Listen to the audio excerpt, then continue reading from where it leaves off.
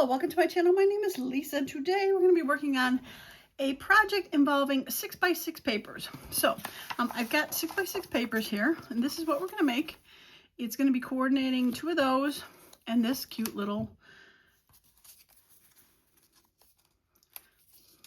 fingers work. There we go. Journal spot. And these are also hidden journal spots. But really simple to make. And like I said, coordinating because we're using the papers and mixing and matching them together. So I'm going to show you how I did these really quickly. Okay, so like I said, we're starting with 6x6 papers. I am using the single-sided. You could definitely use double-sided if you want to, but single-sided worked just fine. It's a little thinner, but if you have some little thicker single-sided, that will work.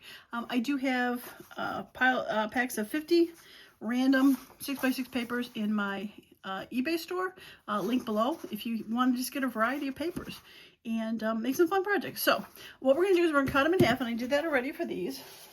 We're going to cut them down so they're 3x6. Okay. Now the next thing I did was I took my hole punch. Now my hole punch paper shaper, this hole is 1 3/4 inch circle. Now if you don't have that, you could definitely use a different size if you want. You might have to adjust these, or you could get a cap or something and make a circle for it. So I do apologize if you don't have these supplies, but hopefully the idea might spark something where you can do something similar to it. Okay, so we're going to take each one of these 6x6s, one of each, and we're going to cut a single hole in there. Now I'm going to take it and I'm going to put it as far up as I can, and I'm going to do my best to center it there. All right, so we got the first one and second one. Now I decided to take two papers that coordinate, obviously, but one of them was a little lighter. So when I had the journaling spot, this spot was a little bit lighter. You could actually write on, whereas this piece was a little bit, not even a little bit, but more busy, a little harder to write on. This, again, a little harder to write on, a little busy. All right, so we'll start with this project first, which is really simple. And if you want to ink around it because it has white paper, you can do that. Not necessary. And I'm going to put, like I said, that blue in the back. And I did find a brad. Now I have these tiny little brads. You can use bigger ones, but I like the tiny ones. And I'm not going to use a hole punch because my hole punches are too big. I'm just going to actually use a needle for that and poke a hole. Now for this one, I poked the hole a little too far down. I think I'm going to poke it a little closer up so that there is a little bit more room to write on. But you don't want to get it too close to the top because you don't want it to rip. All right, so I'm going to put them together so I know I poked the holes in the same spot. And there really is no up or down on this, so I'm really good to go. All right, so we're going to put this down here. I'm just using this as a place to poke through. And I think we're going to put it up here. Now I'm going to use my needle to poke through it. I'm just going to poke like a couple holes next to each other just to make sure the hole is big enough for that brad to go through. All right, and we're going to put the brad in there. There we go. And we're going to push the brad apart. Come on. There we go. All right. Just need a little starter for it. Now, I don't want to push it down too hard because I want this to be able to swivel. Oh yeah, that's much better. Got a lot more writing space on there. And I want it to swivel. And I'm going to push it just a little bit in the center. And there we go. Now you can attach this onto a journal page, say.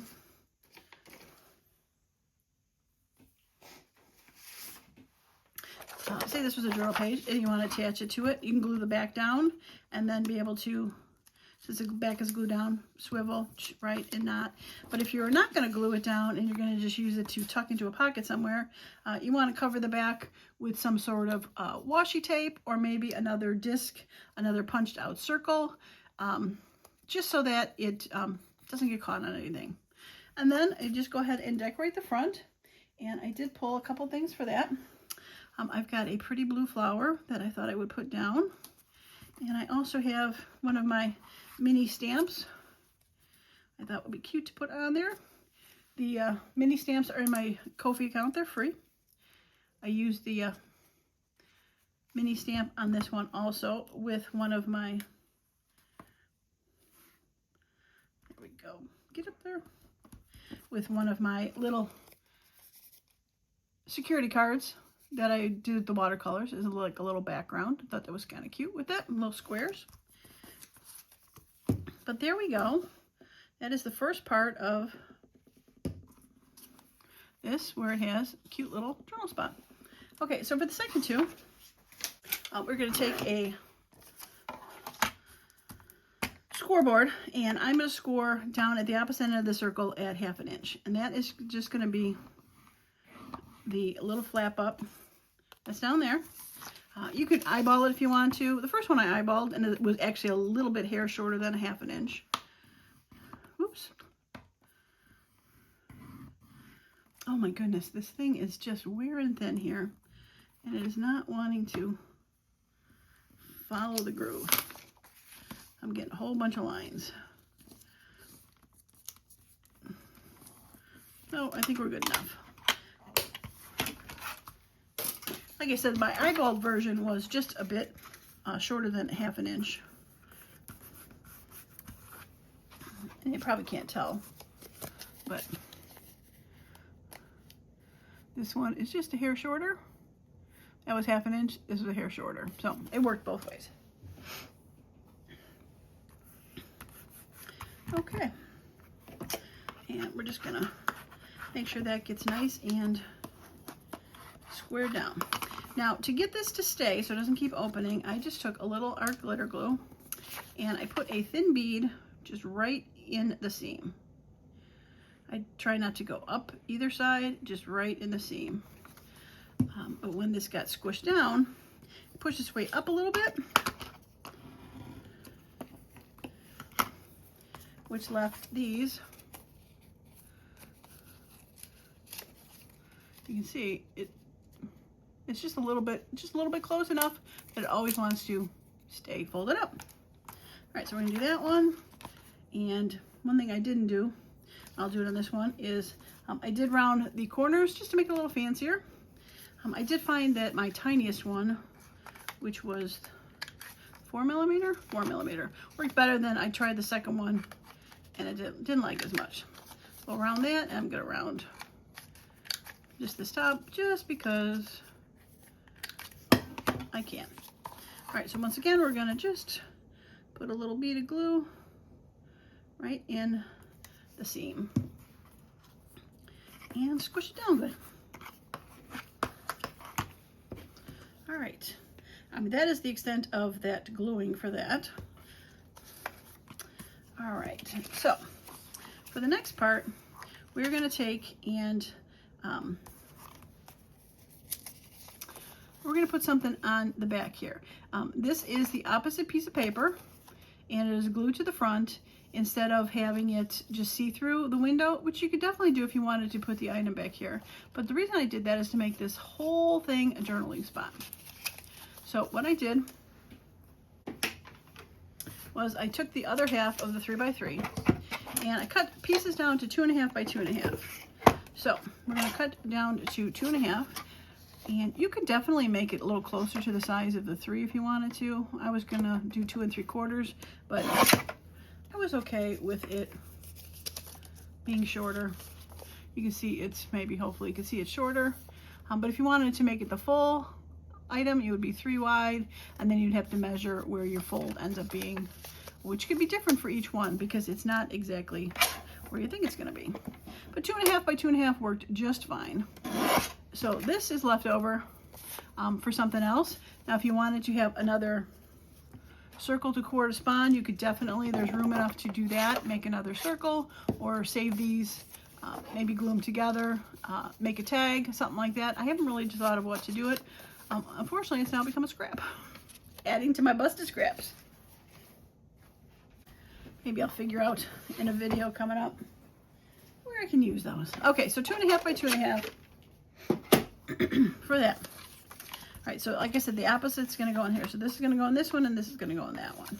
right, so this is probably pretty well dry. So what I'm going to do is I'm going to take this and fold this up and tuck it in. Come on.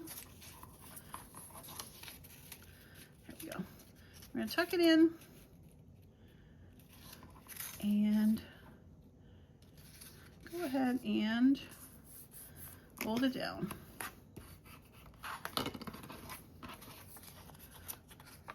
All right, same for this one. Well, this one wasn't rounded, but it'll still work. You just really want to make sure when you tuck it in that you are straight and done. Now, I would tell you a place to score this, but like I said, it depends on how far your glue seeps up on how far this is going to end up going. So you see this one? See, it's just like right above it. This is probably the same. Might be just a little bit higher. Yeah, see, this one's just a hair higher than that one. Just how far the glue gets seeped up. Okay, so now that we have that, we are going to take that one with that one and that one with that one. And I have found stuff to put with it. I have 2 flowers, and I think I'm going to put that with that and that one with that one. All right, so what I did is, since this is pretty much going to be okay to be centered, I just took the flower, or whatever you want to put on there. That one I put a butterfly, and we're just going to go ahead and center it. And then we're going to glue it.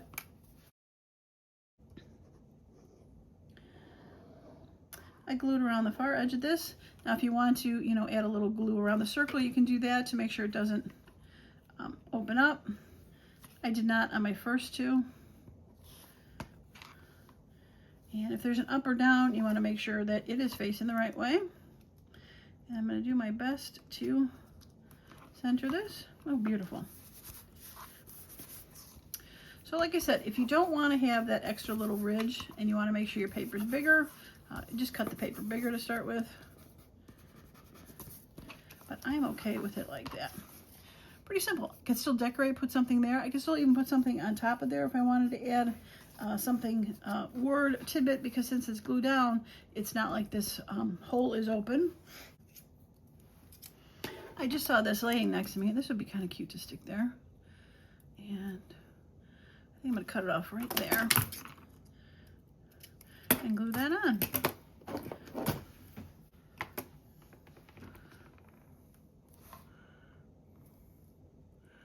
Make sure it's not far down, just because of the tuck-in.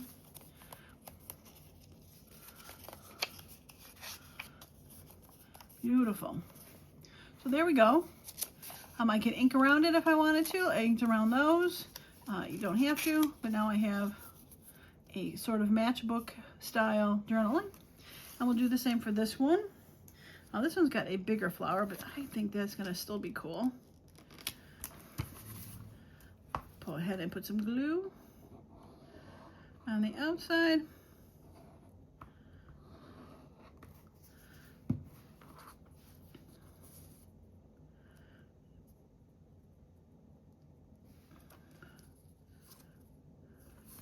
There we go.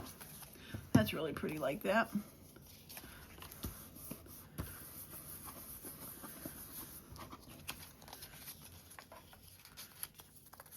And there you go. Again, if you want to add some sort of other decoration to it, I did notice that somehow when I cut this down to 6, it seemed to be on a little bit of an angle, so I'm going to straighten that now that it's folded. And I'm just going to take off just ever so slightly, and I'm going to do the same on this side. So now it is perfectly cut on both sides. I like how things can be fixed. And there we go. Another journal card spot. Another hidden journal spot. Again, same thing as how you might glue this onto a page. You could definitely take this and glue that onto a page. You could keep it fully backed where it just opens up, or you could glue it 2 sides where it's a tuck, and then be able to, once it's glued down, be able to open it up and journal spot for it. easier to tuck when you have something attached to it. Or just stick it in a pocket like the other stuff. I really like that one. That's pretty. I'll have to figure out something to add to that. But I like it a lot. Okay, pretty easy for 6x6 papers. And yeah, like I said before, I have my eBay store if anyone's looking for unique papers they don't have. But you really just have to find 2 sheets that coordinate together. One that you might be able to want to write on the back, right on with it. And they really don't have to be too fancy for this project. And again, I do apologize if you do not have a circle punch, but maybe you could, like I said, adapt it to some other way. Maybe draw a square out, use an X-Acto blade to cut it out, and make square openings, and the 2 pieces are squares that you can put together with a brad. Hopefully, you just get some sort of idea inspired to make something similar to this using 6x6 pieces of paper. And you don't even have to use 6x6 if you've got scraps. You know, I'm loving my bust of scraps, but if you've got a piece of paper that you can get to be 6x6 and a long scrap, you could definitely make each of these. Yeah, I love it. Well, I appreciate each and every one of you that has stopped by. Thank you so much for hanging out with me and checking out my projects. If you like the video, please give it a thumbs up. I love doing these quick kind of things, and hopefully you love to see them. And if you do, please subscribe to the channel. Okay, well, that's it for me today. As usual, I appreciate each and every one of you, and I hope you all have a wonderful and creative day. Bye for now.